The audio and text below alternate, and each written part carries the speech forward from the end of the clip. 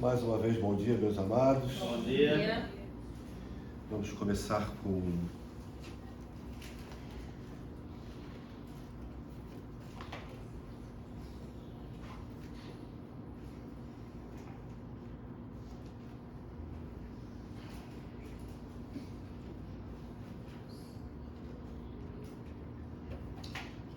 oração. Pai eterno, nos colocamos diante de Ti essa manhã, Pai, pedimos, Senhor, que a Tua palavra possa estar sendo pregada, Pai, genuína, Pai. Que possamos sair aqui edificados, Senhor, possamos sair aqui, Pai, diferentemente da maneira que entramos, Senhor. Que eu pregue somente a Tua palavra, Pai, e que em nenhum momento, Pai, eu possa usar o que eu penso, o que eu acho, mas que ela seja genuína, Pai, a Tua Escritura. Nós oramos em nome do Teu Filho Jesus Cristo. Amém. Amém.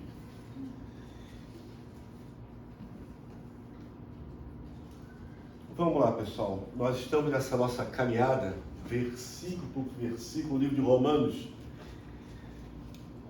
Alô?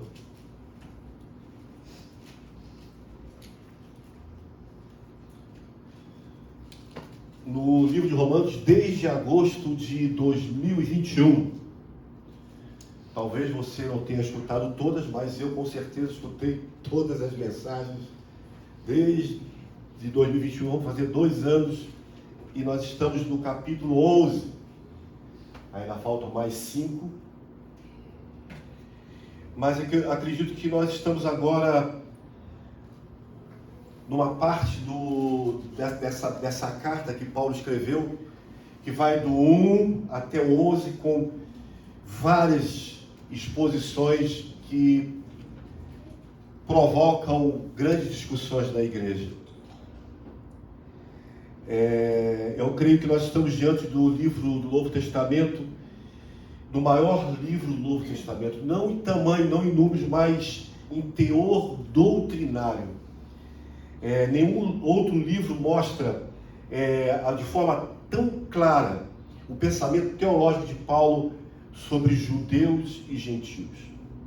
E esta manhã nós vamos estar lendo um parágrafo cheio de louvor. Acabamos de cantar ele agora, uma doxologia que nos prepara para a aplicação de tudo que temos aprendido até aqui. Martinho Lutero, ele foi impactado por esse livro, lendo Romanos 5, onde ele leu que o justo viveria pela fé.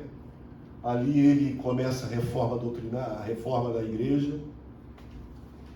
E eu quero ler algo que ele escreveu sobre o livro de Romanos, que diz o seguinte: essa epístola é a parte principal do Novo Testamento, é o mais puro evangelho, que certamente merece honra de um cristão, não apenas em conhecê-la de memória, palavra por palavra, mas também dedicar-se a ela diariamente, como alimento para a sua alma, pois ela nunca será exaustivamente lida ou entendida, e quanto mais ela é estudada, mais agradável ela se torna. Martinho Lutero, ele teve esse impacto da sua vida através do livro de Romanos, e eu confesso a vocês que durante esse tempo que nós estamos pregando sobre esse livro de Romanos, realmente teve uma grande mudança na minha vida, porque é um livro impactante, é um livro que ele transforma, como nós vamos ver no capítulo 12, ele renova a nossa mente. Diante do que vivemos, diante do que estamos presenciando, realmente ele traz ele amplifica a nossa visão do reino de Deus.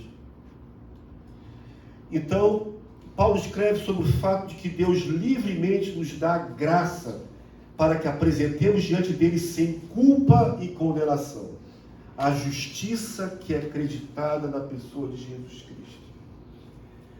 Ao crermos em Jesus, nós o recebemos em nossas vidas, o recebemos como Senhor.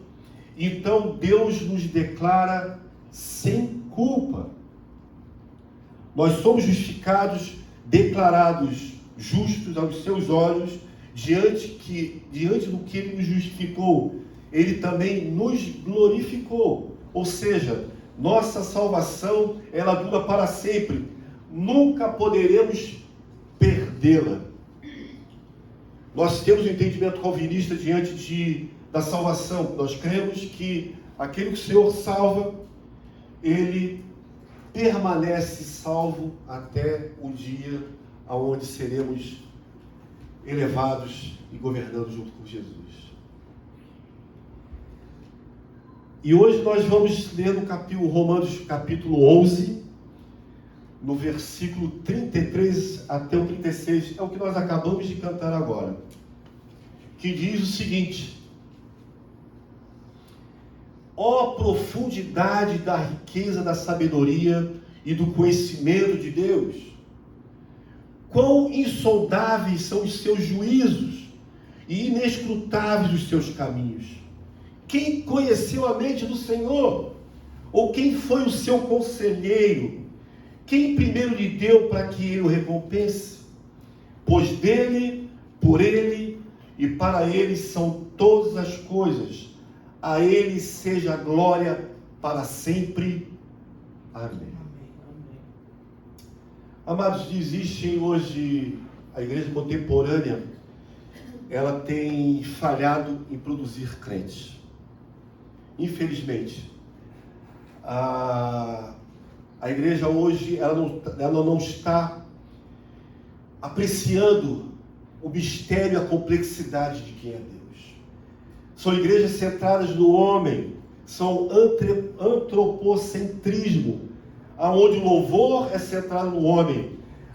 Os sermões são pregados para entreter, e o objetivo é que as pessoas se sintam bem. Eu já falei várias vezes, o homem, ele busca a satisfação. Certa vez fazendo uma palavra cruzadas e estava ali, qual é o maior objetivo do homem? Ali estava escrito, satisfação. Nós buscamos satisfazer a nossa necessidade. E essas igrejas contemporâneas, elas estão colocando, sabe, na verdade isso começou com o liberalismo, que diz, se está dando certo, é porque é verdadeiro. E nós observamos que essas igrejas começam a pregar o evangelho mentiroso, o evangelho onde o centro da palavra, o centro do mistério de Deus é o homem. E exatamente ao contrário que nós queremos, que nós pregamos e que nós queremos viver.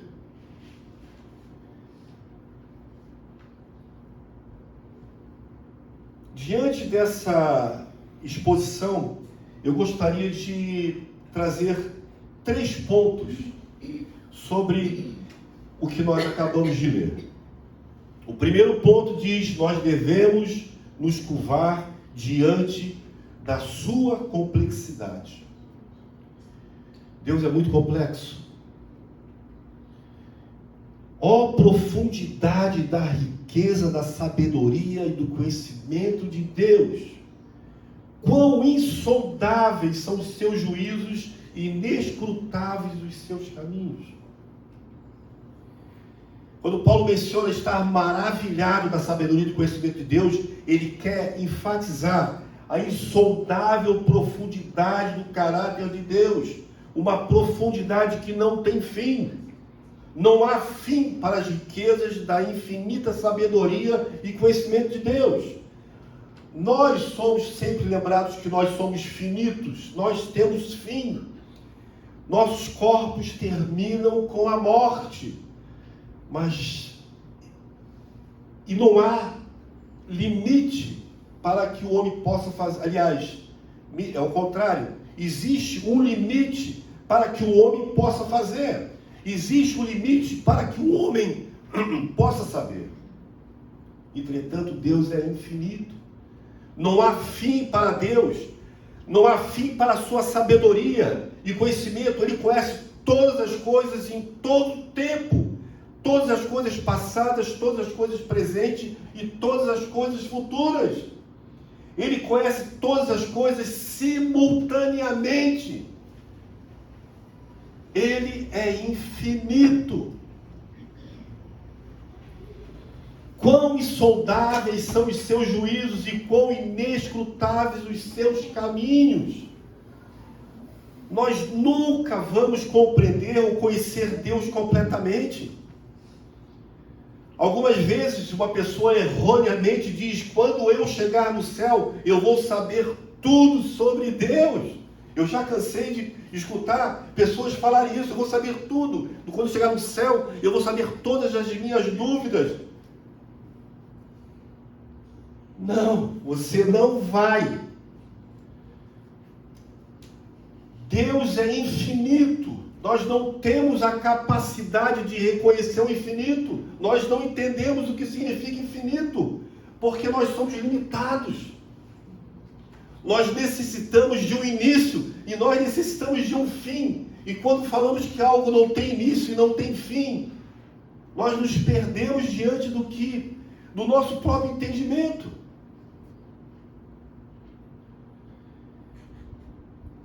O Senhor pode nos conceder vida eterna, mas nunca saberemos tudo sobre Deus e não conhecemos como Deus nos conhece. Eu creio que nós saberemos tudo o que nós precisamos saber. Eu creio que nós teremos a resposta para todas as perguntas que Deus deseja que eu saiba. Nós teremos um conhecimento maior, mas não saberemos tudo. Não seremos como Deus. Ele é Deus.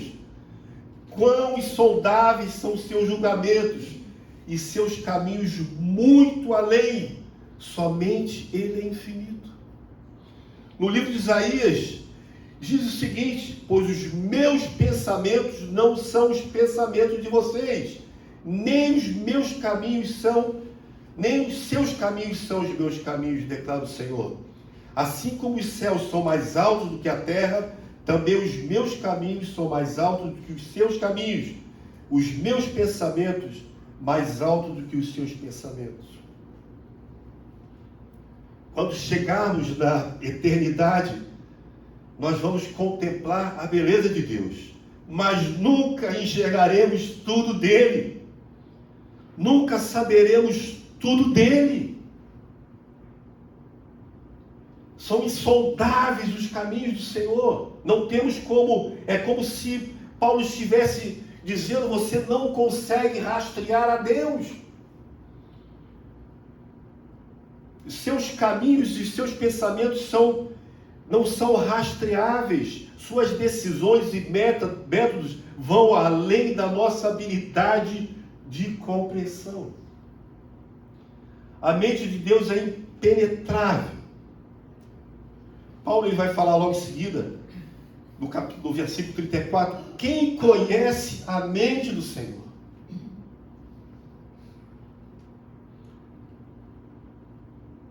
Quantos de nós pode dizer, eu conheço? Ninguém pode afirmar que conhece a mente de Deus. A mente de Deus, ela é impenetrável. Algumas coisas que nós buscamos resposta a certa ocasião. Nós estávamos estudando com o Milton, na Igreja Batista Vida Nova,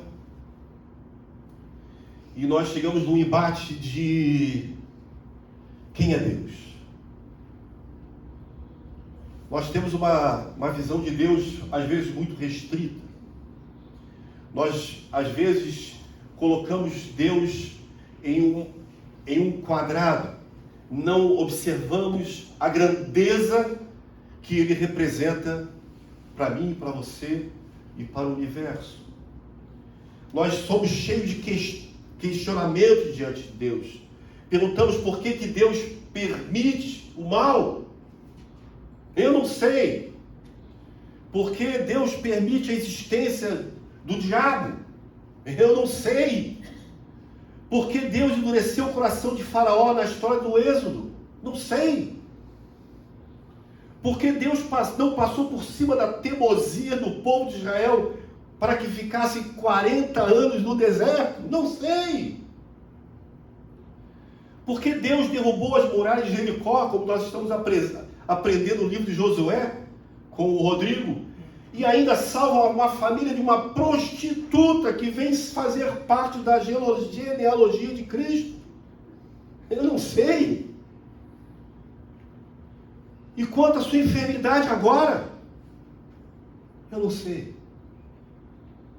E quanto à sua situação de estresse agora, preocupação com a sua vida, seu casamento, suas coisas financeiras, porque Deus permite isso agora? Eu não sei. E mais ainda, quanto à forma que Deus escolheu para trazer a salvação ao mundo. Os judeus esperavam um rei, mas ele veio numa simplicidade, ele veio de uma maneira obscura, de uma cidade pequena chamada Belém. Ele é morto, ele é crucificado de maneira vergonhosa. Por que Deus escolheu isso? Eu não sei.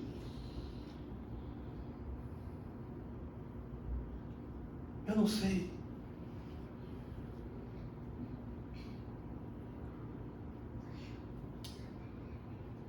E quanto à sua recente perda, o luto,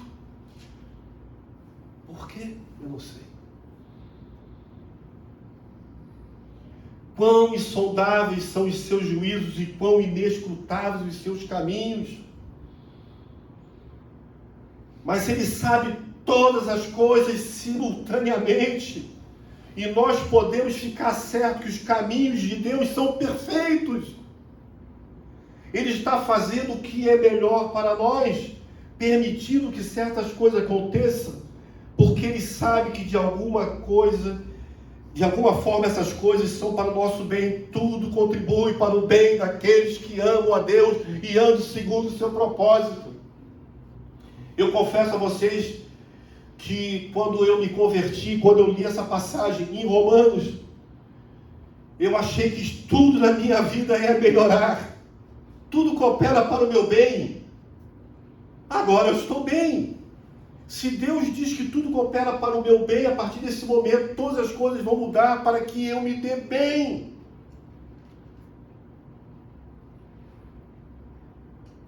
Mas eu não tinha entendido que Deus, Ele nos trata.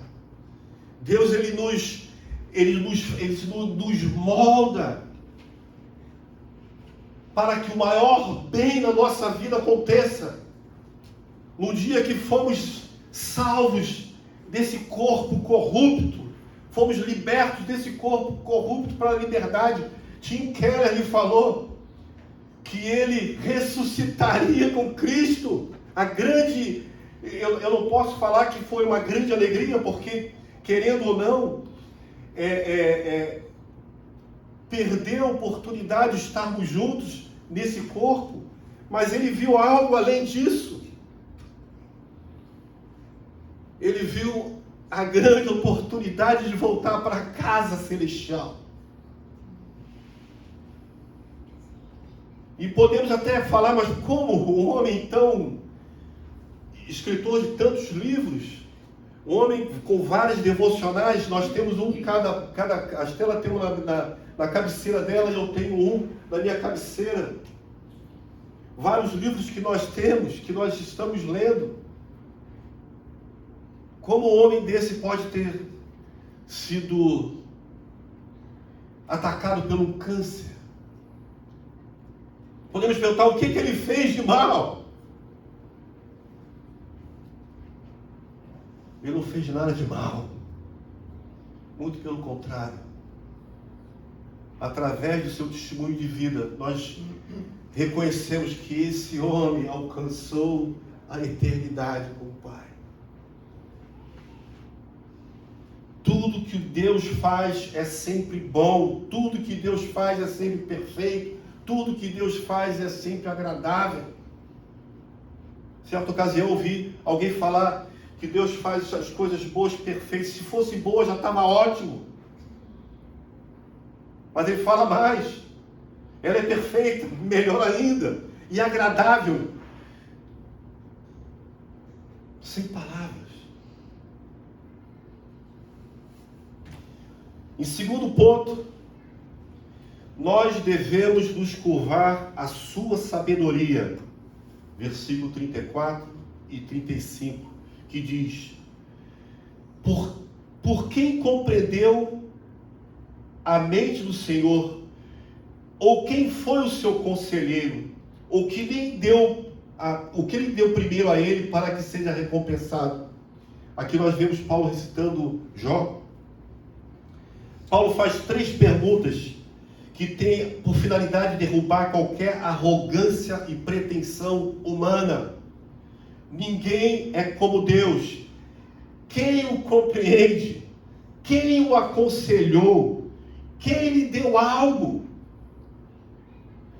Deus é soberano, Ele é um governante dependente, completamente autossuficiente. Ele não precisa de ninguém e de nada. Contudo, muita gente possa estar pronta para questionar as ações de Deus. Mas nós devíamos prestar mais atenção no que a gente fala.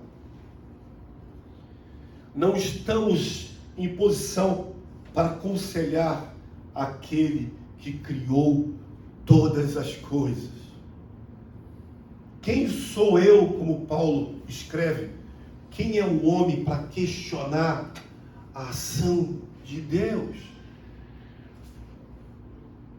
Quem lhe deu primeiro para que ele seja recompensado? O que é que Deus me deve? O que é que Deus nos deve? Absolutamente nada. Deus não me deve nada. O que é que eu devo a Deus? Tudo.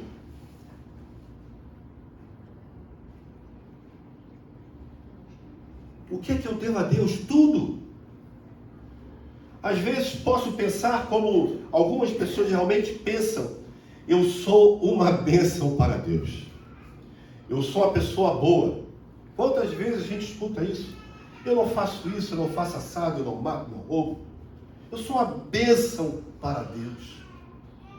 Ledo engano. Deus vai prosseguir muito bem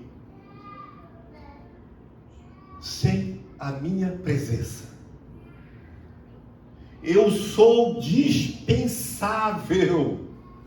Eu sou substituível. Deus não precisa de mim, Ele é soberano. Ele não precisa de nada, Ele é totalmente autossuficiente. Mas Deus pode nos usar. Pela sua autossuficiência, Ele pode nos usar para que a obra dele possa ser feita. Fomos comissionados a isso. Paulo vai falar aos Coríntios que o Senhor nos comissionou ao Evangelho para que nós fôssemos instrumentos de reconciliação nossa para com Deus.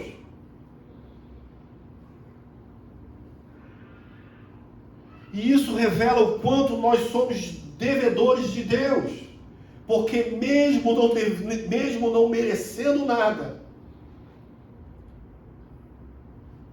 mesmo sabedores que Deus, Ele não precisa de mim, mas mesmo assim, Ele pode nos usar.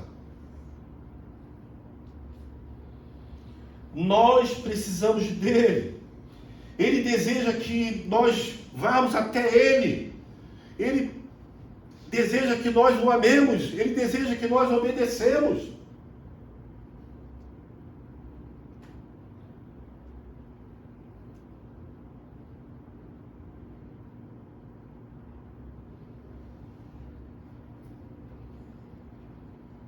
Em terceiro lugar, nos devemos nos curvar diante da sua glória. Versículo 36, que diz o seguinte: porque dele, e por ele, e para ele, são todas as coisas. Glória, pois, a ele eternamente. O que você consegue perceber nesse versículo? É tudo sobre Ele. É tudo sobre Ele. Todas as coisas. Porque dele e para Ele são todas as coisas. Se todas as coisas são dele, e para Ele, o que é que sobrou para o homem?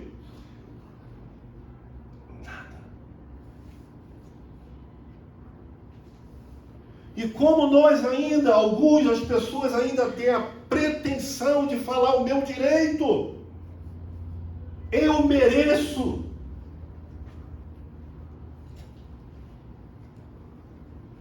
Certa ocasião eu conversava com alguém que falava sobre uma herança. Mas essa é a minha parte. Que parte? Que mérito? Não sou contra receber herança não, tá? A sua herança está garantida.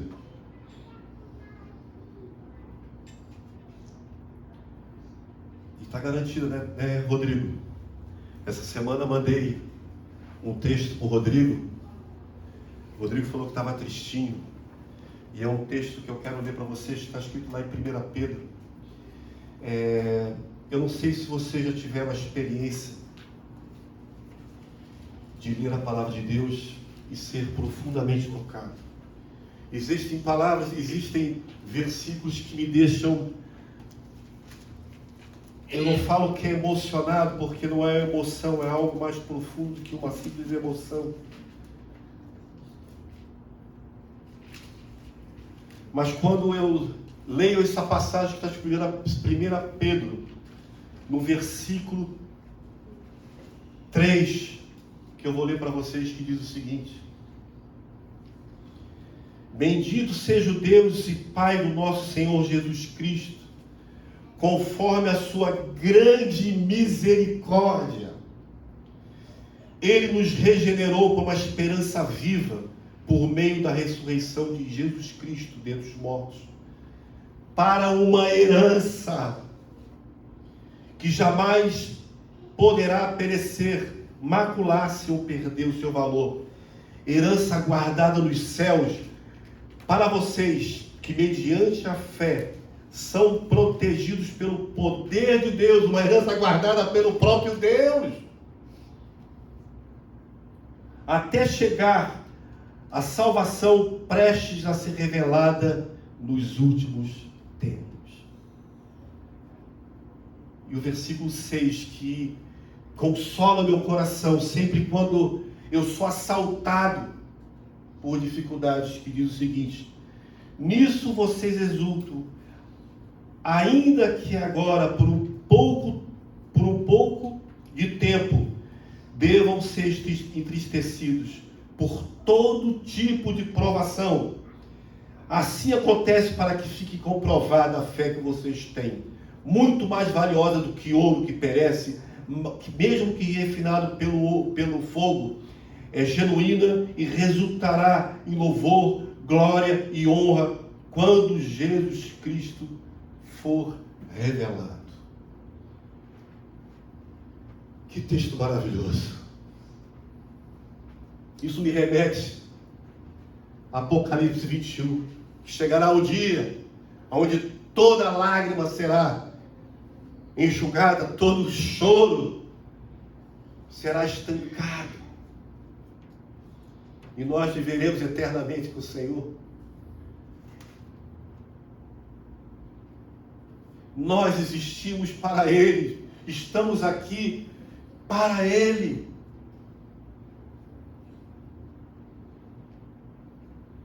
Toda glória seja dada ao Senhor, todas as coisas, glória, pois Ele eternamente, o Senhor, só lhe deu glória. Faz parte das 5 solas, somente a Deus a glória.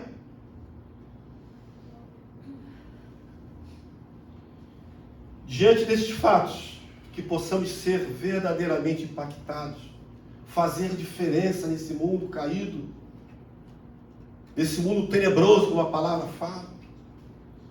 Que possamos ser transformados, que possamos abalar as estruturas, porque nós cremos e somos de um Deus totalmente poderoso e maravilhoso. Que possamos compreender a grandeza de Deus, o seu poder, a sua imensurável, maravilhosa graça, e quanto devemos louvá-lo por seu Filho Jesus Cristo, que tomou o meu lugar, tomou o seu lugar, pagou a nossa dívida e nos deu um acesso a Ele. Louvado seja o Senhor! Louvado seja o Senhor! Que nós possamos, através dessa mensagem, reconhecer a nossa pequenez. É isso? Existe essa palavra? O quanto somos pequenos diante de um Deus grandioso. E o quanto devemos ser gratos a isso.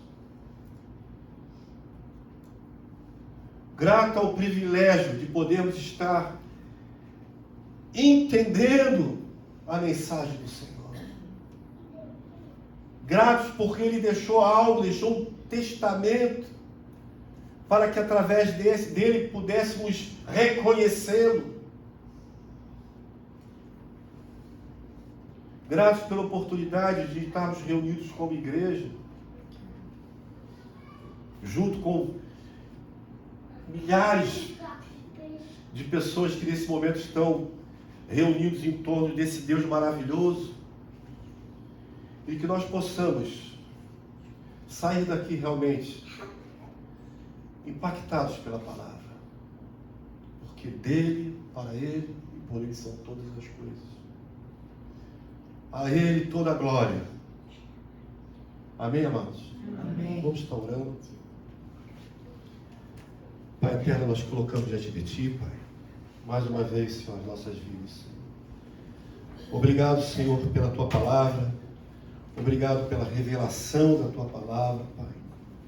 E que nós possamos realmente ser impactados por ela, Senhor. Que possamos fazer a diferença nesse mundo, Pai. Usa-nos, Senhor, com intrepidez, Senhor. Dá-nos sabedoria, Senhor, para que possamos, no momento da hora certa, Pai, revelar a nossa esperança que temos em Teu Filho Jesus Cristo.